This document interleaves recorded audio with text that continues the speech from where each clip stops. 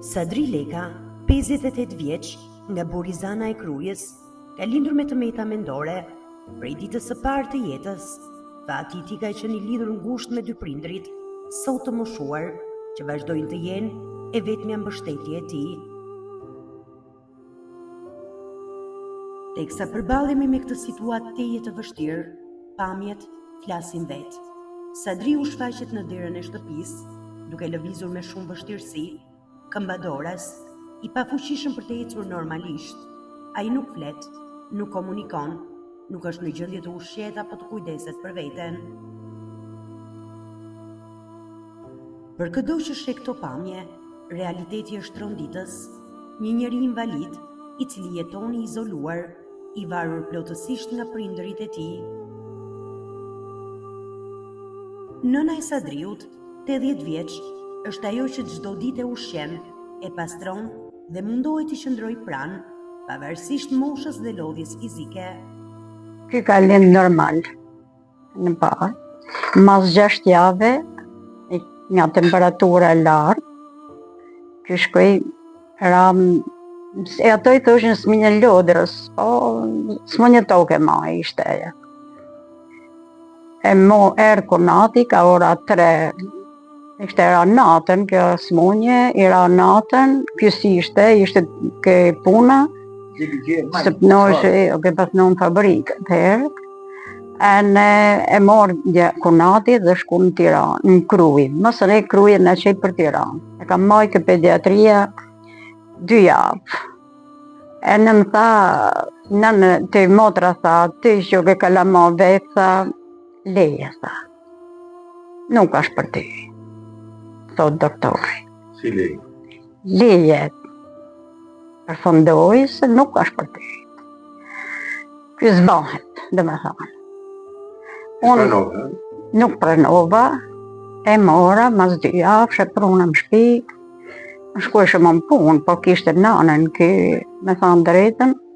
Ishte vjera jote? Ishte vjera, e lishëm, po shkueshëm me ardhë. Me thanë drejtën, punojshëm, kur prapë më smu, e qova prapë një herë në spital. E prunë prapë, me thanë drejtë, kë nuk bani mirë, ishte mirë kë, po sërgojte. Ajo rrëfen me dhimbje vitet e sakrificës, netët pa gjumë dhe frikën më të madhe. Çfarë do të ndodhë me Sadriun kur ata të mos jenë më? Gjithë jetën se ka rënë tokë me 2 durë të nanës. Rëbë zoti ka argosa. Si e përballon?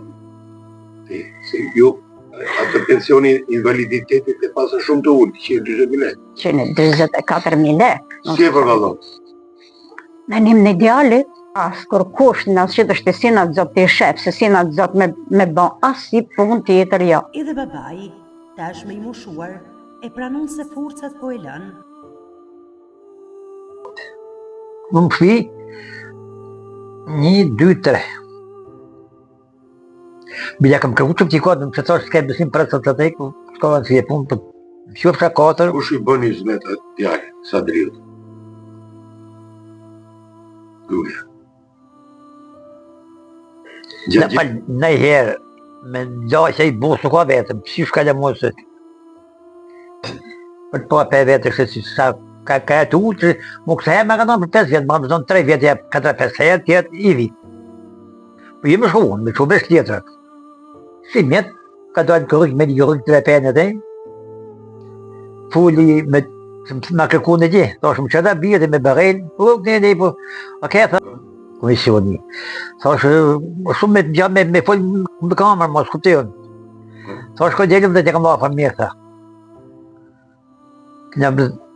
Kem do në më gjelëm dhe, tha.